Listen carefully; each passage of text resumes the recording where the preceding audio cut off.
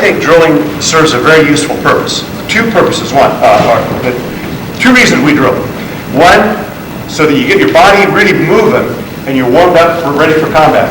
And two, to reinforce the body movement skills that move done correctly. So it's perfect perfection in terms of making it happen, and it makes it permanent that way. And so I watch the guys as they drill, and I want them drilling the whole move, all the way to the takedown, all the way to the mat, all the way to the cover, all the way to the takedown and turn, and things like that. So that's what the drilling does. During that drilling, I'll be barking out orders. You know, you're attacking the left leg, attacking the right leg, you know, doing things like that. And they're learning new skills while they're doing that. And if I see something, I'll stop very quickly, go over it. Now, one of the nice things about college, we have a luxury of morning stuff where kids don't have classes. And so we do a lot of morning technique. They come in one-on-one, or they'll come in as a group, and we teach stuff in the morning. We'll spend 45 minutes teaching, so we don't have to use valuable practice time to do that. Okay? So we do a lot of teaching. We teach every day something.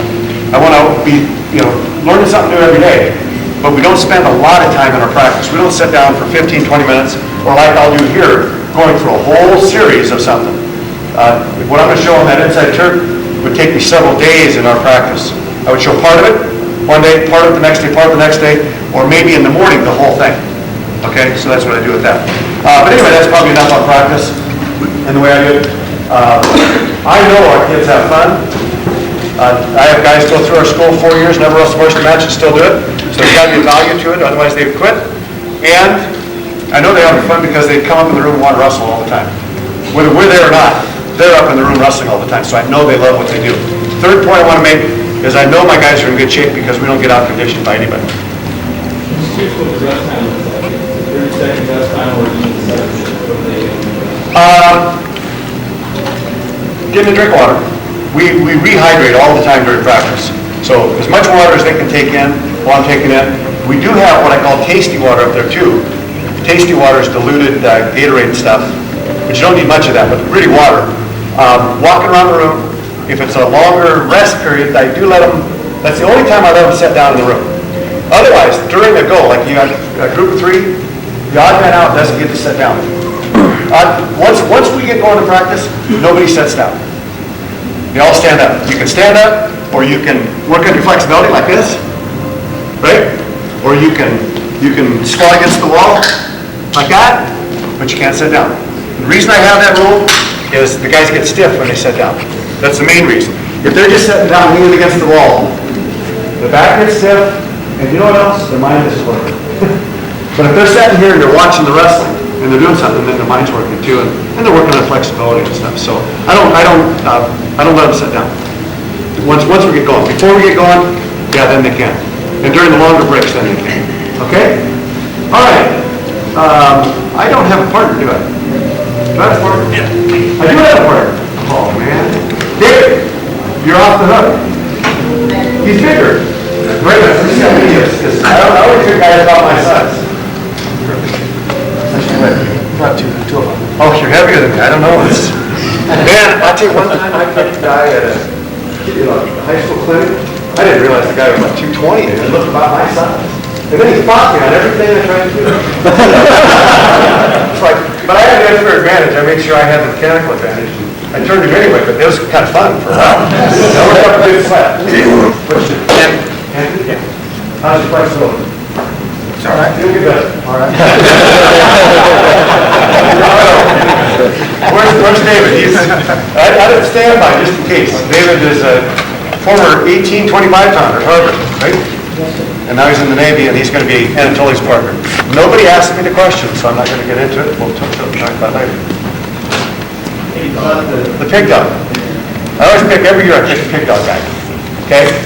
And I learned this actually, in 1969 I went to New Zealand on a cultural exchange, and they hunt wild boars over there. I mean, has anybody here ever been to New Zealand? It's quite a country. And these boars are like 400 pounds, 500 pounds, big tusks and everything else. And the real manly way to hunt these wild pigs is with just a knife and a pack of dogs. Because you wouldn't want to go do this without a pack of dogs. And these dogs are kind of like wrestlers. Their thrill in life is to go hunt pigs, like a rustler's thrill in life should be to go rustle. And the dogs are faster than the pig, so they can run up and catch the pig. But the dogs are trained to grab a hold and never let go. No matter what, they never let go. They grab a hold and they don't let go. Well, the pig is big and strong and smart. And the pig will run down the hill and right up next to a tree, and the dog will hang onto his ear, and the tree will hit his head and split it open. Or the dog will grab you by the tail, and the pig will run down the hill, and the dog's branch will rip the guts out of the pig, or the dog, kill the dog. Am I graphic enough? I mean, it's just a brutal thing, dogs get maimed and killed. But if the dog were smart, the dog would be hanging on the ear, see the tree coming, let go, run around the tree, grab the pig again. But they're not smart. They hang on until they get killed. And if you were smart, you'd let it go and grab it again, right? So what I do every year is it's easy to find the pig dog guy. The guy that hangs onto the leg until he gets killed with it. I got a guy on my team, or did have a guy on my team, he's now in grad school, and he became the pig dog guy of the century. He still is that way. And I've told the pig dog story, he hasn't got it yet. He had a 399 at Lehigh. He still doesn't understand. You grab the leg, and if you get in bad position, you're supposed to let the doggone thing go. So there's a time to grab it, and there's a time to let it go. Okay? And it's very graphic. And when you mention, hey, by the way, the pig dog wrestling league, they know, oh, whoops, I'm not supposed to hang on so long. Grab it, let it go, grab it, let it go. Lee Kemp had a quote in Amateur Wrestling News. You guys all know Lee Kemp, right? 3-time world champ. Really good. And he had a quote in Amateur Wrestling News. They asked him, what makes him so good? And he said, I don't go where I don't want to be. I go, wow, that is brilliant. It's true. Dave Schultz had the worst trouble beating Kemp because he couldn't get him out of position. When he finally got him out of position, that's when Schultz finally started beating him. But if you don't get out of position, it's hard to get scored on. And he just didn't go. If he grabbed something, didn't like it, he'd let it go. And I thought that was brilliant. It's a very good statement. So I use that with my guys all the time. All right, here we go. I don't have much time, fellows. That's going to come on, so we're going to give you a quick deal of what I show on this. I can do this. I got 15 minutes, right? Okay. I'm going to show an inside Turk or a step-through Turk. Bottom leg Turk, okay? Not a near leg Turk. Just go hands and knees there. So I'll go flat, actually. So if I'm on his left side, this would be, and I put a leg right on this leg, this would be a near leg Turk, either with the inside leg or the outside leg on the near leg. So I can use either leg on a near leg Turk, boom, crank him over, and both of them work very well. But it's hard to pin a guy with a near leg Turk. You can turn him over, it's real hard to pin him. But a step-through Turk is one where I've lifted the near leg, and I've got the bottom leg in a Turk situation like this. Okay, so that's what I call a step-through Turk or an inside Turk series. When I teach this to kids, especially like high school kids, I tell the bottom guy, okay, lay there like you're watching The Simpsons on TV. So he rolls over to his side, puts his hand in, perfect. That's where he starts from. Okay, kids, ready? Put the inside Turk on. And the leg's right there for you. Okay, so he's watching The Simpsons and I'm putting on the inside Turk. Anyway, that's where I teach high school kids and grade school kids. But college kids, I just have them start with this. And I'm going to do this a little different. Most of the time you go, well, here's how you get the move and here's how you finish the move. Okay? What I'm going to do is show you how to finish the move. How to finish it from here. How to pin a guy. And then we'll go into how you get to this. Okay? Let's talk about some key elements here. I've got the bottom leg, or step-through Turk on. Everybody recognizes this position. Okay? Once I get here, once I get to this position, unless he gets out of bounds, which I shouldn't let him do because I can control where he goes, he should never get back to belly down or get his legs back. Okay? There's two ways that he gets his legs back, and they're easily solved. One is if my hips aren't in contact with his hips. If I let my hips go back away from his hips, he can bring the top leg through, and now he's back down to belly down. Okay? So that's one way. If I don't keep my hips in contact, if I let him slip a little bit, he'll sneak that leg through, and he'll be back to belly down. So if as long as I keep my hip in contact, he can't get his hip back. And by the way, just by virtue of having an inside Turk, I've got his hips turned halfway. Okay? If this is 0 degrees, by having the inside Turk, I've got him 90 degrees already, without doing anything else. 90 degrees, halfway turn. As long as I keep my hip in contact with his hip, he can't get it back, right? You guys all agree? The other way he can get get me out of this position, is to free the leg that I'm holding. Okay? So if I don't keep my heel in the air, if I put my heel down, he can put his down, scoot it loose, and then come out. Okay? Or, even if I have my heel in the air, he might loosen it up, get it down to his ankle, and then get it out. Okay? So, turn around so these guys can see that. I can do that side too, I wanted these guys to see. Face that way. All right, pretty good out here. Hips, he'll get the top leg, and here, if I don't keep this up, he'll sneak that bottom one out, and then he'll hip ice and be back down. So those are the two things you have to have your guys good at doing. Keeping that leg. So when I drill this with my guys, we start right here, we start in this position, and my job is to keep that leg in there, and keep him turned, and not let him get it out. That's the first part. I've got to be able to keep this kind of control going. Okay? So that's the first part. The second thing I want to do is I want to be able to turn him with just my legs, not with my upper body. And the biggest mistake our guys make, and your guys will make, is they try to turn him. They get so excited, I'm going to pin this guy, that they get so excited, they want to throw in a half and turn the guy's upper body right away. Well, if I do that, he's just going to roll through, and I'm not going to get the pin. And matter of fact, he'll keep rolling, and now I don't have the Turk at all. Okay? So I don't want him to roll through too soon. And now we're working that upper body, and as I'm working that upper body, whoops, that leg's out, and now I lost it. Okay? Let me emphasize this one more time. Use your legs to turn the guy first, and everything else will follow. Okay? So the drill I have my guys do, number one, being able to secure this position and don't let it get out. And by the way, one of the things I'm doing here, heel in the air, and I pinch my knees together on his side. So that holds your leg back, doesn't it? So I've got it held tight, and he can't kick it out. And then I'm on my toe, see my toe? And I'm driving with it. And just by driving, look at this, he's 90, and just by driving with my toe, his other cheek is touching the mat. Ever see that? And he's almost turned. Right? He's almost turned. So the first drill we do with the guys, be able to secure the leg, and then be able to just turn the hips. Just turn the hips with your legs. Okay? Now, one of the mistakes that people make, by the way, little caveat here. If I have both hands on this side of you, and I'm not framing the face, I don't have a hand on the face, if I just drive here, he can switch it real easy. See that? Good job, reverse it. No. That was nice. I've done this before. Did you guys see that? That happens on that kind of Turk. And it can happen on this guy. Your kind of Turk. If I'm turning him and I don't grab his face, there he is. He's up on top. And he's got me. Everybody see that? Now, do you think that could happen at college? Or high school? First of all, I think that could happen in high school. Darn right. Do you think it happens in college? Darn right. Could it happen beyond that? I've seen it happen in the games. So it's not like it can't happen. So whenever a guy does a leg ride, turn near leg or far leg, you have to always turn the face. Okay? Now, we're going to go fairly quick here. After your kids have learned to keep the hip in contact, keep the leg in the air, and push with this free leg, there's two other things that come into play here. Now, a lot of people pull this leg towards the head. I don't. I want to swing this leg, the leg that I'm holding in the air, his right leg. I want to swing it over his left leg. See what his body did there? When I swing the leg that far, look what his upper body did. Freeze. Can you freeze right there? Yep. I'm going to move out of the way. If I swing his leg that far, look where his cheek is.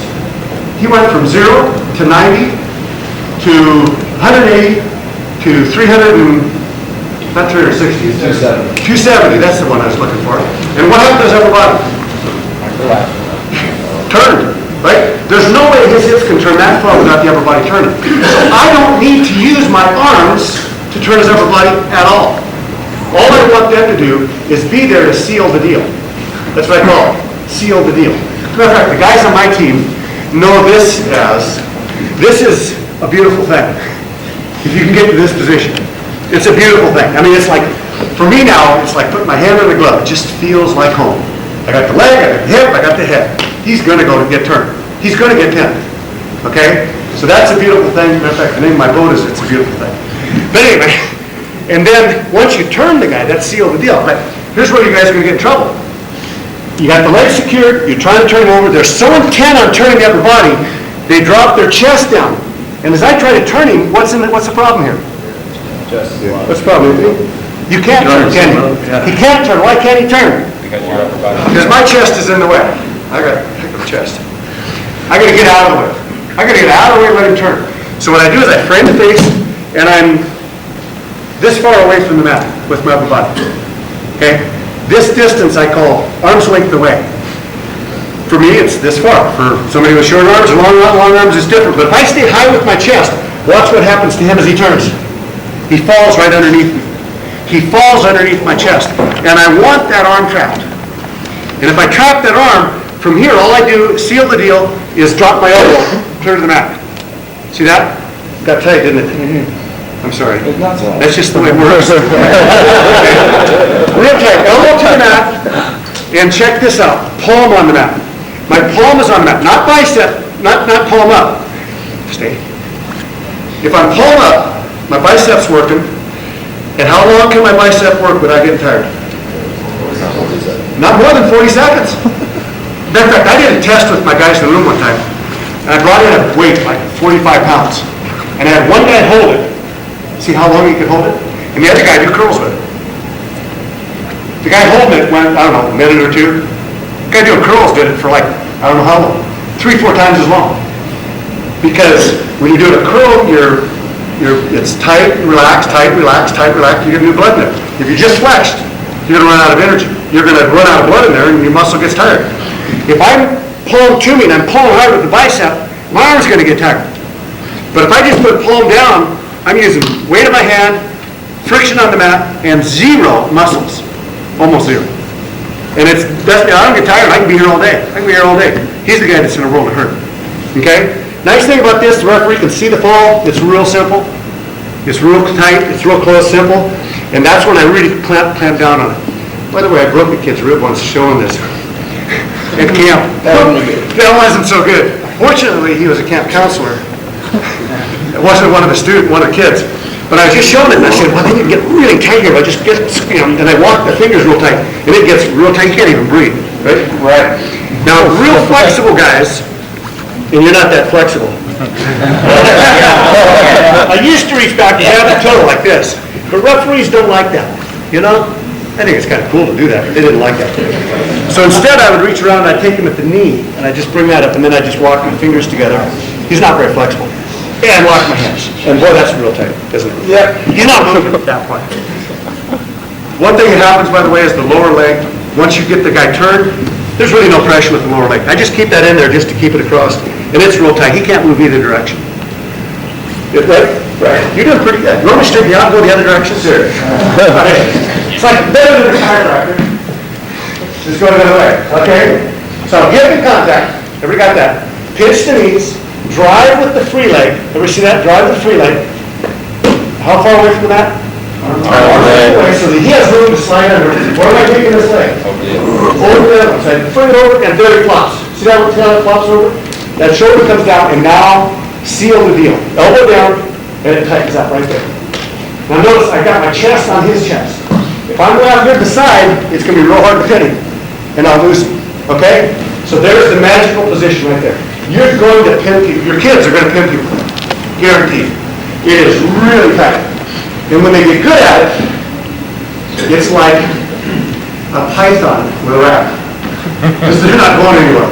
And it's just tighten it up, and then it's all over. Okay? So that's the finish. Everything else is how do you get to that position? How do you get to that turn? Okay? Or that instant step through turn. Once you get it, and once you get good at it, you're going to start pinning people.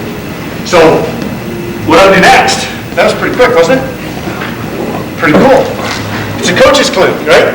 You don't have a whole lot of time to show stuff. You have to show it over and over and over again.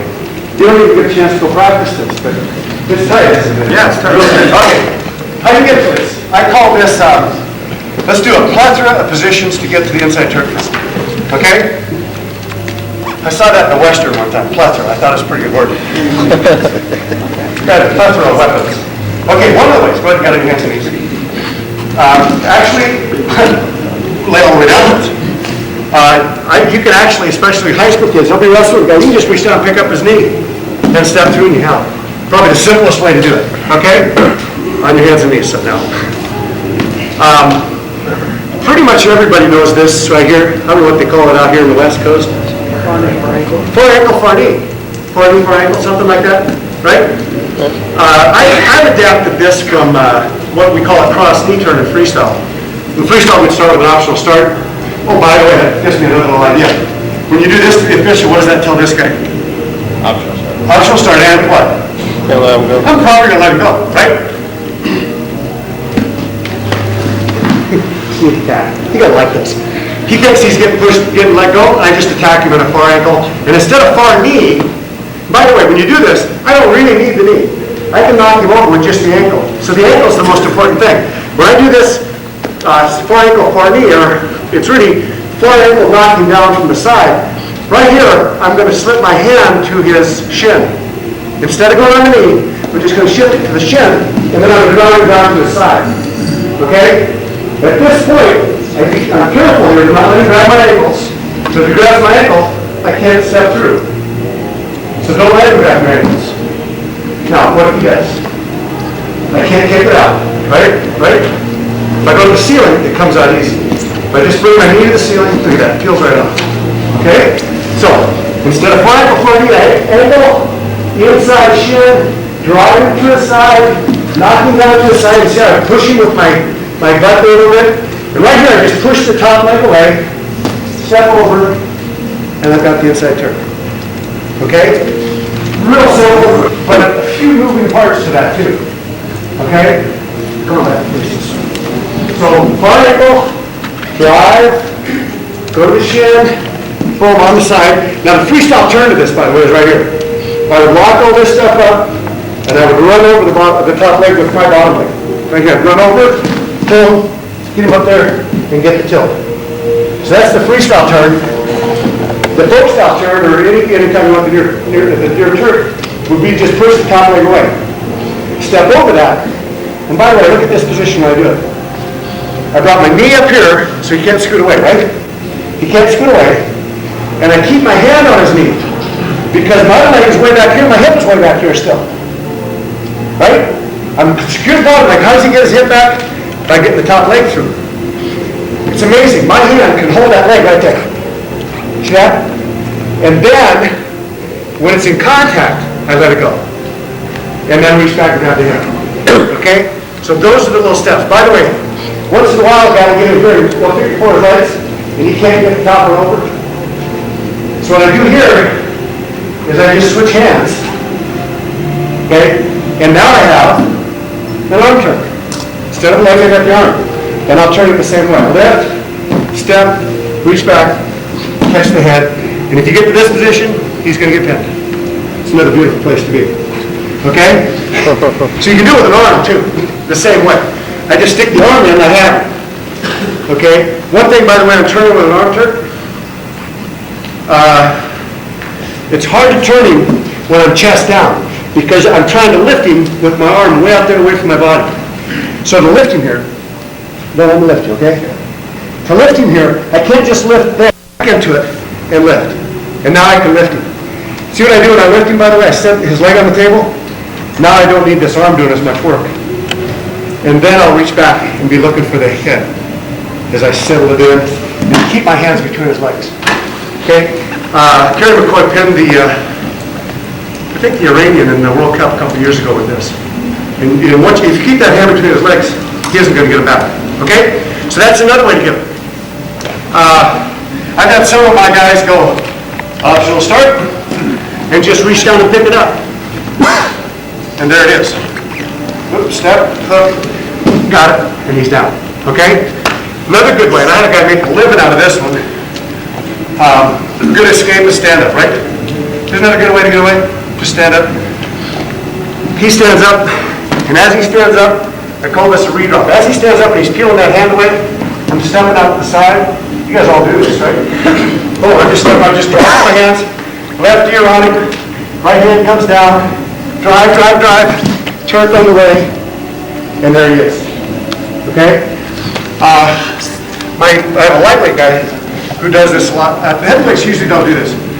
Go ahead and go down. He'll go right into the spiral. He's cranking on the guy, then the guy will stand up.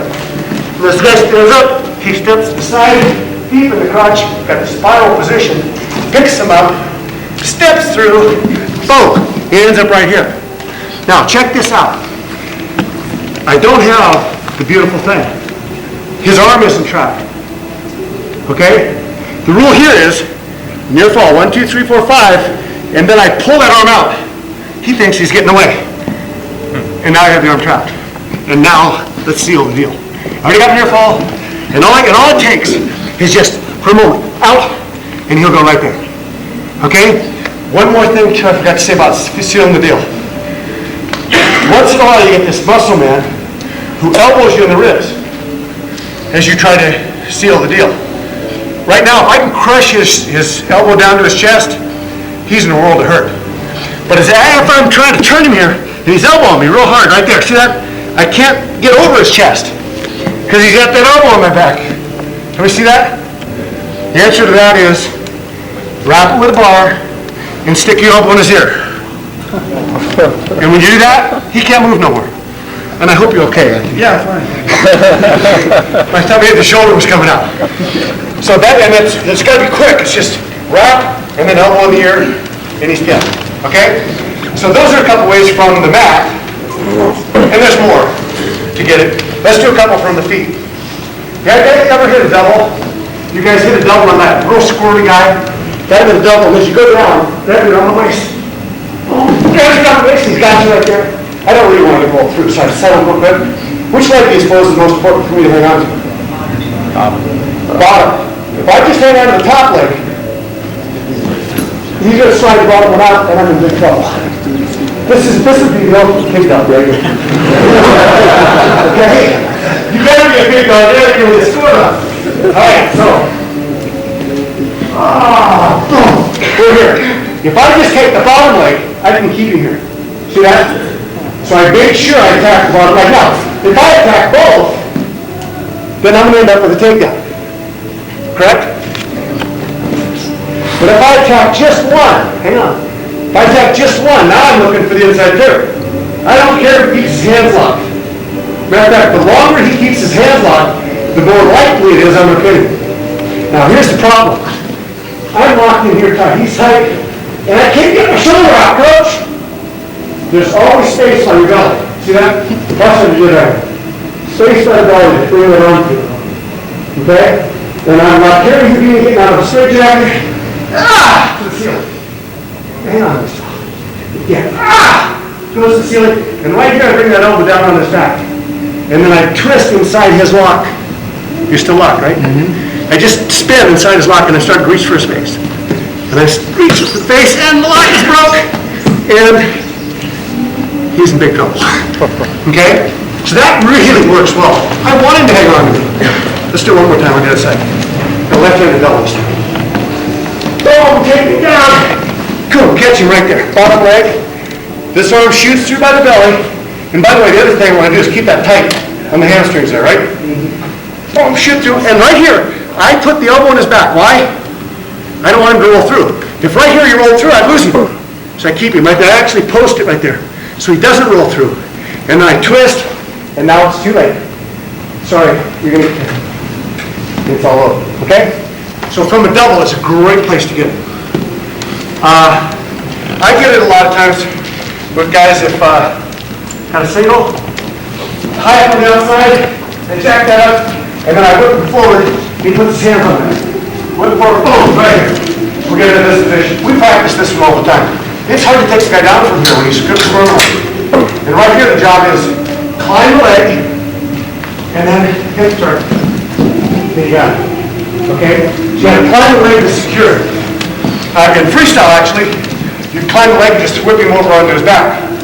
Or you can go to the inside turn, which works pretty good.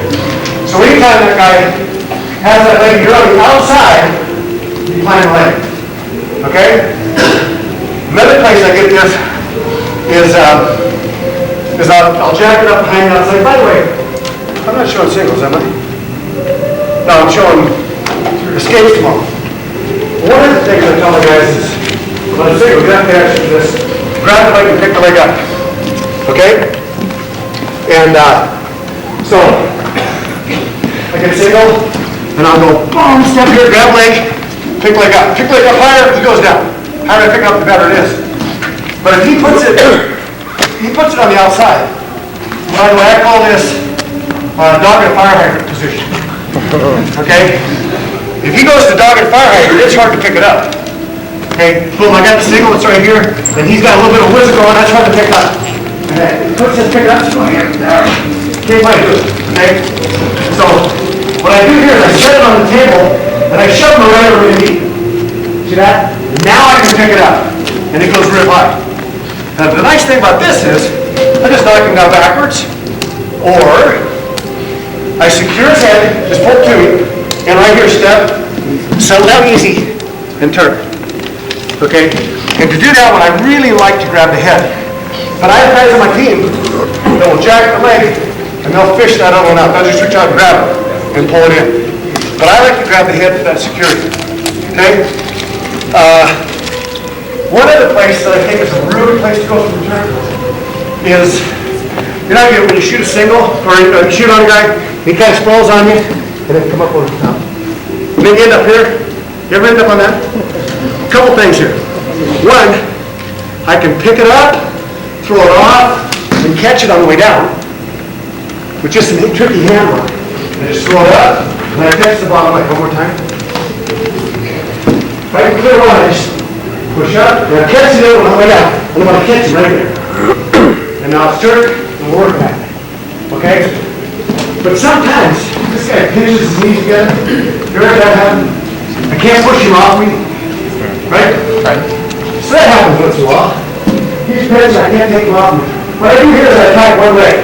Don't worry about that one, just attack one. And I pull it down towards my opposite thigh. Boom, I stand on my head right here. Turn to the left. And the problem is my head's covered up. So I reach out and I catch the knee, and I just circle away from it until my head pops out. Now I'm back where I was with that double. Right? Arm comes through that belly, and I'm looking to the inside. That really works good too. I love that one. One more time to this side. Between his legs, I'll catch one leg, right at the heel, and I just straighten it out. Cranking it down, and I stand on my head right here, and I keep my balance, because otherwise I'll get knocked around. And right here, just turn that leg. Head's covered. Right there, catch it, hold it. Head comes out. Arm pops through by my belly. Keeping this split. Leg comes out, moving tight. And slide it right here, beautiful head. And there he is. So real tight. Quite a few places you get them. There are more. I mean, those are just real quick. Bang, bang, bang, bang, bang. Good.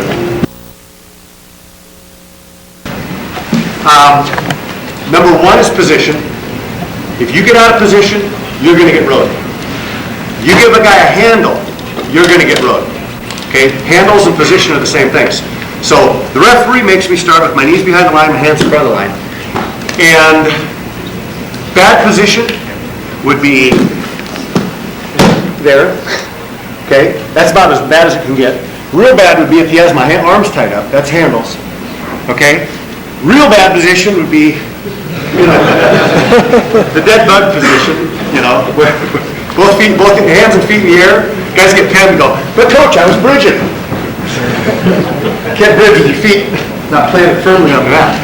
So good position would be hands on the mat, hips low, and what I call, and I said this on the Turks yesterday, arms length away from the mat. If I'm on my elbows, it's not as good as being on my hands. Okay? If I'm on belly, that's horrible. Elbows are better. Hands are better than that. So what I want to do is I want to use my hands to keep myself away from the mat. And it puts me in a position to start to get away. Okay? So I want my guys good at just keeping that position where they don't get knocked down. You get knocked down, you're going to get rode. Say it one more time. You get knocked down, you're going to get rode for a while. It's going to be hard to work your way back up where you get back up to your good position again, okay? And I get a kick out of, I gotta get back up. That takes a lot of effort. You gotta be pretty darn strong to do that. Instead, it's get a knee up, push over it, or bring a knee underneath and push onto it. But it's better off to not even be there to begin with, okay? Remember what I said about lead camp yesterday? Don't go where you don't want to be. Don't go where you don't want to be. So one of the drills I have my college kids do, Shell, right?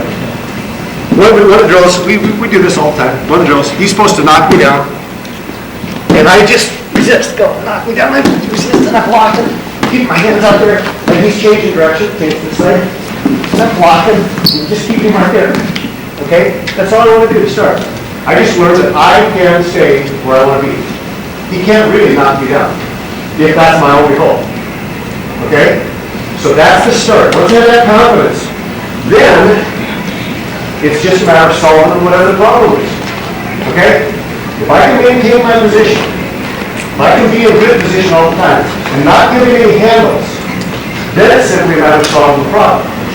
So what are the problems that come into play? Okay. He's going to try to knock me down. What does he use to knock me down? Almost everybody does a tight waist. Right? Right? Almost everybody. I mean, tight waist chop. That's a good, right? Real good. He chops, here's what happens.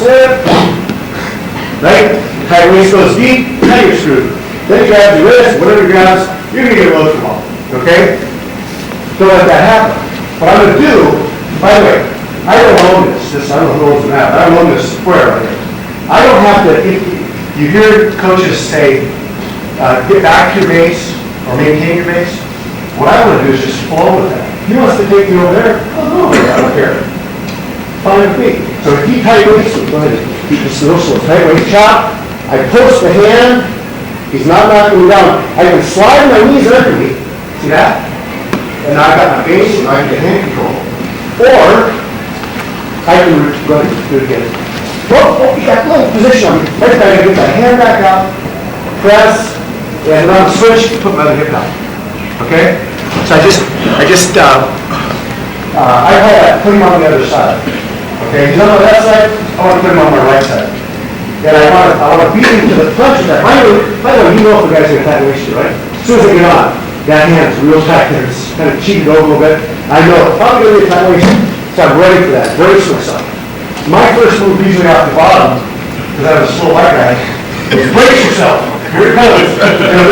Stand up there. This is slow twitch fiber.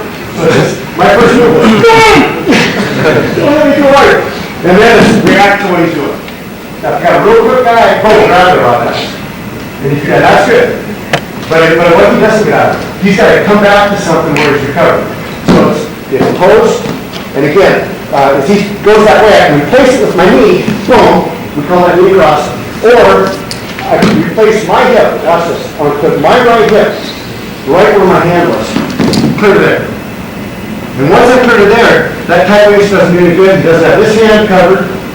I've got a 3-point stance right here, and push into me just a little bit, he'll push me right to my feet, if he stays with it. Or I'll just turn back in. Okay? And I can switch that, for you guys that like the switch, or I can be right here and I can just come around. And I'm out. Okay? The cool thing about a tight waist is this. Stand up. Tight waist.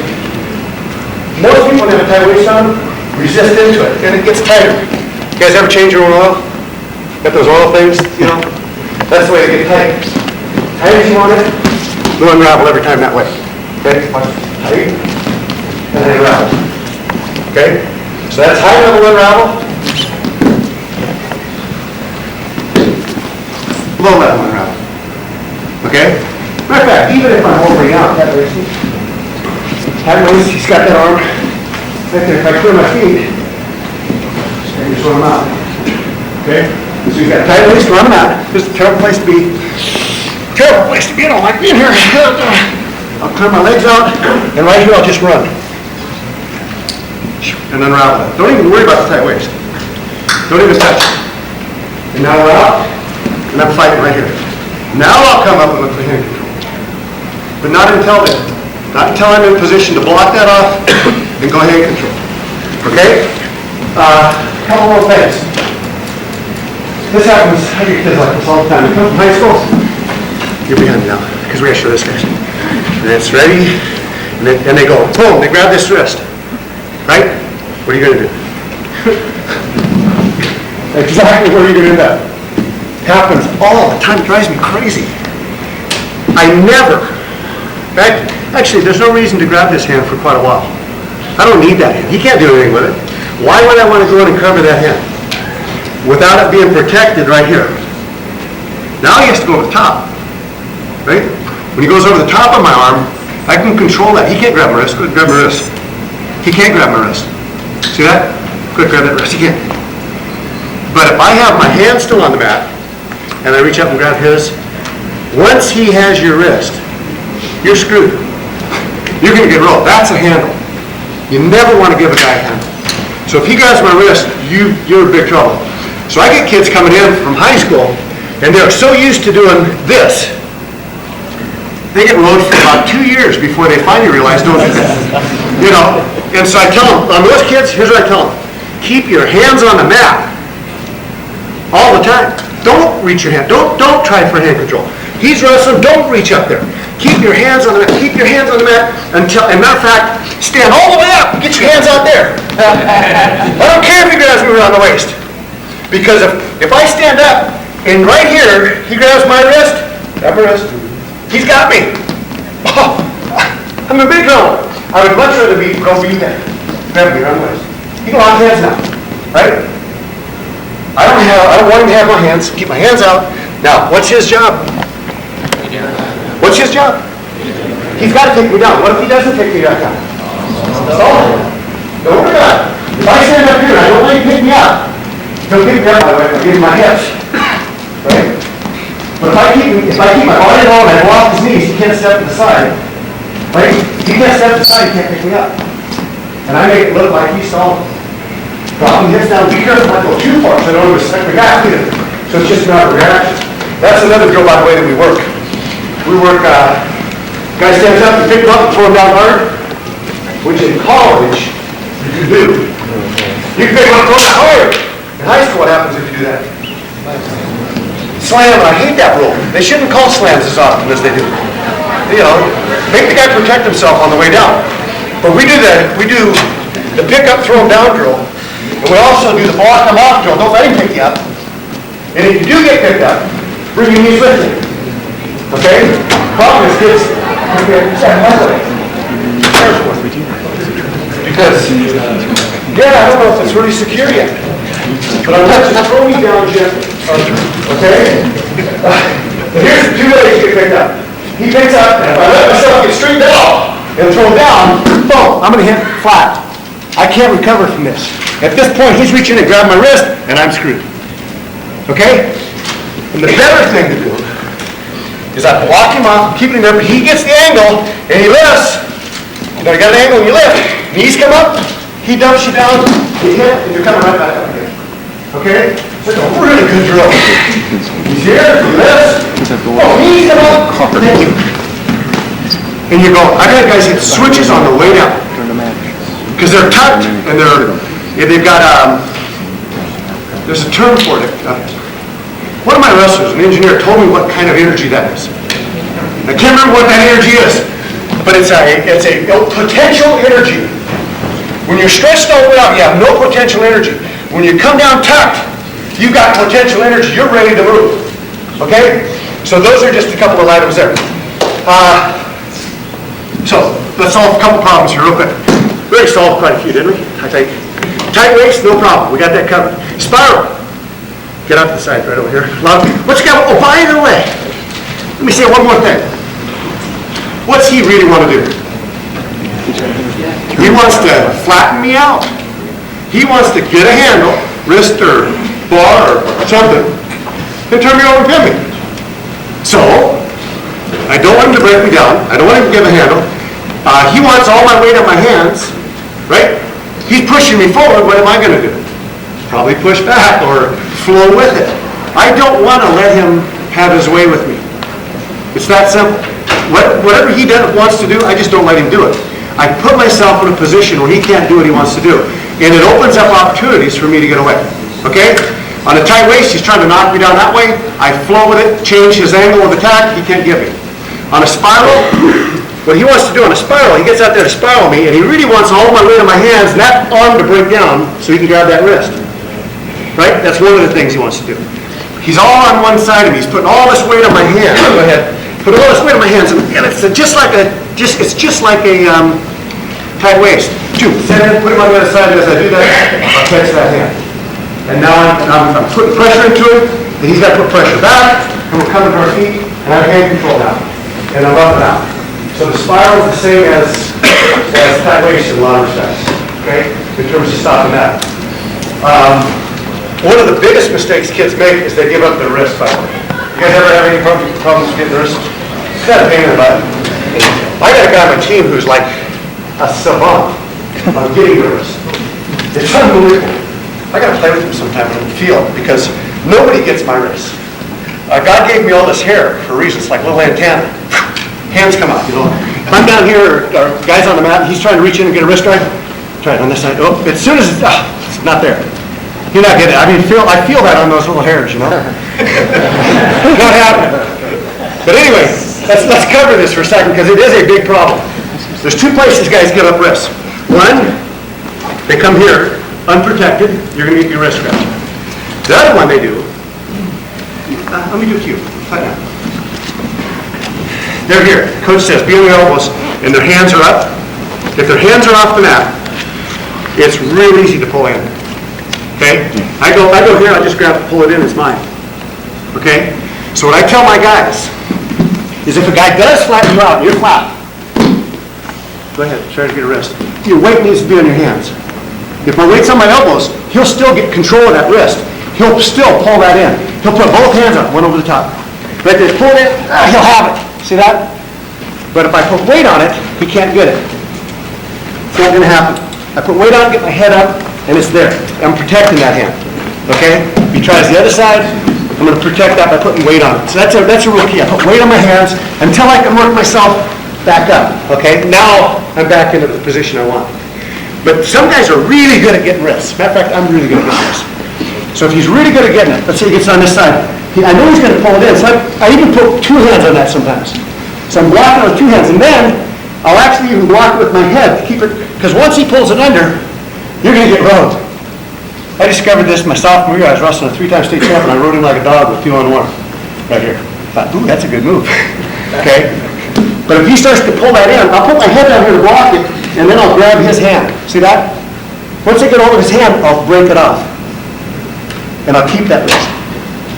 Okay? Right now, he doesn't like that. He's going to start to pull back, and as he does, I'm pulling my hand back too. And I'll keep it. I'll just want to keep it right there. Once I keep that hand, now we're coming back to fight, because that really neutralizes him. But ideally, I never want him to get that wrist to begin with. Okay? So, good position. Well, actually, good attitude. You have to learn how to do this. Hey, Coach, Mandatory. turn that this way. Oh, okay. I told the